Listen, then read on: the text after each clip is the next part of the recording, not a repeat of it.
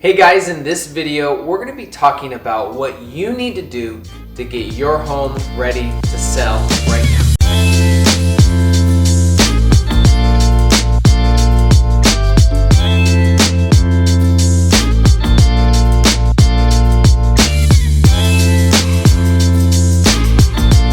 Hey guys, Tyler here. Welcome to my channel. If you haven't yet, hit the subscribe button. We talk about all things real estate and all things Nebraska here on this channel. So first things first, guys, before we get into the details of what we're going to be talking about, it's important that you understand the most important thing and the foundation of everything else.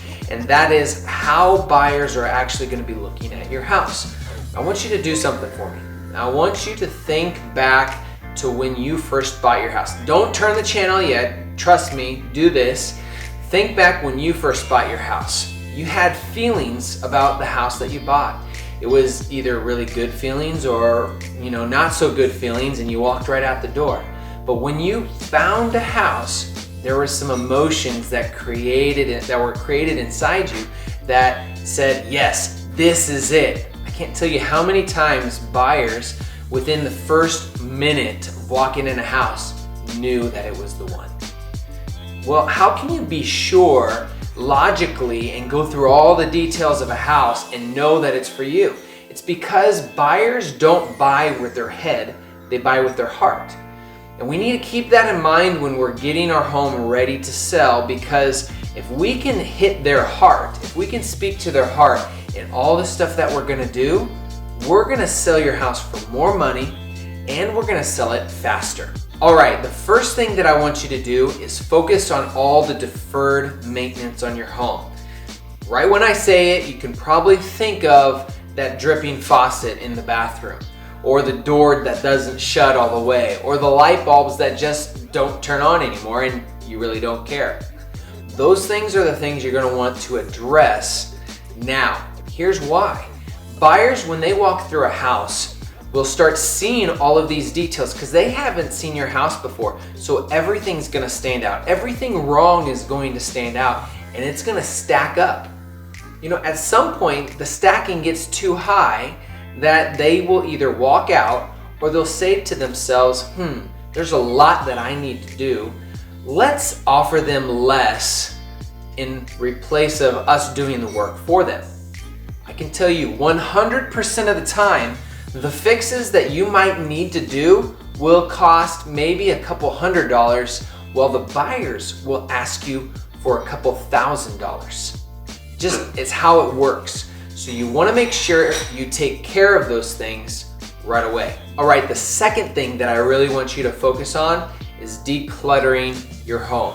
Now, I understand that more than likely you've lived in your house for 10, 15, 20 years. I've had people that have lived in their home for 40 years, and you acquire a lot of stuff. It's no mystery. You look in the garage, you look in the closets, you look in your bedrooms. It's just, I acquire stuff all the time and things become valuable to me and I just don't want to get rid of it. Well, we want to act like we're moving. Prepare like you're moving and start putting all those valuable things, all the things that are important to you, in boxes and start putting them away. If you don't use it, put it away and put it in boxes and start clearing out your home. Here's why. When buyers walk in a house, if all they can see is your stuff, it makes the home feel smaller. It doesn't feel as big as it actually is. You can have two identical houses, one full of clutter and one not, and people will be drawn to this one because it will feel more open. It will feel more inviting. We want to create that emotion, remember at the beginning? We want to create that feeling inside that buyer that your home is their home. And we can do that very simply by decluttering. Now here's how you're going to want to do that. Start with one room. Pick probably the least cluttered room in your home and focus on that one. If you start there, you'll feel more confident when you accomplish actually cleaning it out that you can actually do this. And you can. And trust me, it is worth the time that you're going to take to do it, because you will sell your home for more money and it will sell faster. Okay, next we have light updating. Here we want to start updating your home. We don't want to go crazy, but we want to spend time on areas that are going to give you the biggest bang for your buck. I'm going to do another video on the top areas to update in your home that give you the biggest bang for your buck. But in this video, we're just going to focus on two. And those two things are flooring and paint. Think about it for a second. When you look at your house, what do you see the most of? You see walls everywhere on all four sides, and then you have a floor and a ceiling. Well, when we paint your home, it's going to brighten it up a little bit, as long as obviously you're picking a lighter color. And I recommend lighter colors because you want your home to feel light and airy. No buyer wants to walk into a dark room and say, I love this, unless you're a hermit, and most buyers are not hermits, hopefully at least. So you're going to want to make sure that you pick a color that is light, something that is inviting. Now, you might want to reach out to a local real estate professional in your area and ask them, have them come over. There isn't any commitment or obligation to do anything with them, but they'll be able to point out colors and options for you to make sure that you are picking the right color choice for your home. Now, when we talk about flooring, obviously it's a little more expensive, but you can never go wrong with flooring. Here's my only but. Here's my pro tip, if you want to put it that way. Do not do multiple types of flooring throughout your house. If you ever walked in the house where it's carpet in the hallway and then old carpet in this one, a different carpet color in the other one, and a different carpet color in the other one, if you're going to replace carpet, make it cohesive throughout the entire house. Hey guys, I was just editing this video and I wanted to clear up a detail for you guys. Obviously, you're going to have different types of flooring throughout your house, but I wanted to specify that if you are going to replace your flooring and you already have carpet, make sure that carpet matches the existing carpet. And if it can't, go ahead and replace all the carpet so it matches. If you have a specific type of wood flooring, try to match that wood flooring instead of putting a different type of wood flooring down or a totally different type of flooring altogether, so that it has a cohesive feel. If you have vinyl in the kitchen and you're going to put vinyl in the dining room, make sure that vinyl matches and it's not a different type of flooring. That's just going to make the house choppy. I just wanted to clear that up. So back to the video. Buyers don't see the color of the carpet. You may say to yourself, well, I don't want to do that, Tyler, because they're just going to tear it out anyway and put in what they want, so I'm going to give them a credit. I highly recommend not doing that. And it goes back to our first point that we talked about. What are we trying to do when we're selling your home? We're trying to create emotion. We're trying to get that buyer to fall in love with your house, and new stuff is the key. Buyers fall in love with new stuff because who does not want new stuff in their house? Everybody does. That is the goal in replacing stuff. It's not because we want to give them something new. It's because we're going to create emotion in those buyers, and it's going to result in more money in your pocket and faster. Next, I want you to focus on your curb appeal of your house, the exterior of your house. Now, I'm not asking you to go crazy on this and bring in giant boulders, put in a swimming pool, and have all the ins and outs. No, it's very simple. And to be honest, you don't get the return out of doing all that extravagant landscaping. Really, all that's needed is making sure your grass is green, making sure that it's cut, weeds are trimmed, or not trimmed, weeds are pulled, bushes are trimmed, and it's manicured. You want the outside of your home to be manicured. And here's a pro tip for you, that if you can focus on an area, focus on your front door.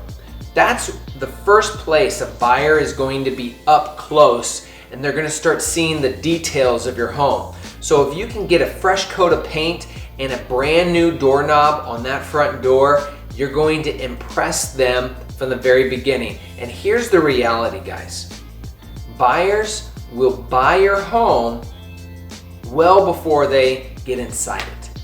They're gonna buy it based on looking on the outside of your house. Here's an example. I've had many of my own clients that when we drive up, we love the pictures online, but then we drove up to the front of the house and we look at each other and they go, this isn't for me. We get back in the car and we drive away. If you don't want that to happen, make sure that you give your best first impression on the outside of your house. And you can do that by simply manicuring your lawn, taking care of all of the trash, and making sure it looks fresh on the outside of your home. Okay, now for the last tip, guys. Start interviewing realtors early. You may already know a realtor that you're gonna be going with, but I highly recommend you interview additional agents. In our market, there's over 3,500 agents, and 2,500 of them do 8 deals or less. Isn't that crazy? So the chances of you meeting a real estate agent, or maybe one you already know, probably does 8 to 12 transactions a year. That is the reality. And the thing about this is that most agents, out of that 2,500, will spend less than $100 to market your home. $100. This is the most important asset you have. And you're gonna hire an agent that may or may not spend more than $100. That's why you wanna interview some agents. And here are the 2 things you wanna focus on. You wanna focus on marketing. What are they gonna do to market your home? Are they gonna do professional photography, or are they just gonna use their own camera? Are they gonna do videography of your home to make sure they're telling the story of your house? Because every home has a story, and if we can create a story for a buyer that they can invite themselves into, we're gonna sell your home for more money and faster. So what are they doing for the marketing? Are they just putting it on the MLS and crossing their fingers and hoping that it sells very quickly? Well, the reality is that most of them do just that. So you want to have that in your arsenal and ask those questions so you can know if you're working with the right agent. Second thing is communication. What is their communication structure? What is their plan? How are they following up with you on showings? Do they have a system in place? Do they have a service that's gonna update you every time somebody walks in your house? Communication is the biggest complaint of sellers, and it should be very important to you because you're hiring somebody and spending thousands of dollars to sell your home. Well, you wanna make sure they're communicating with you on that. Now, you noticed that I did not say the price of your home. Here's why. I could line up 20 agents. All of them will give me about the same price. We have the same information. We have access to the same MLS for the same comparables. And that's never going to change. If you do come across an agent that tells you, hey, I know everybody said your house is worth this, but I know I can get this. Let me tell you this, no matter how confident they are, don't believe them. Because what they're doing is called buying the listing.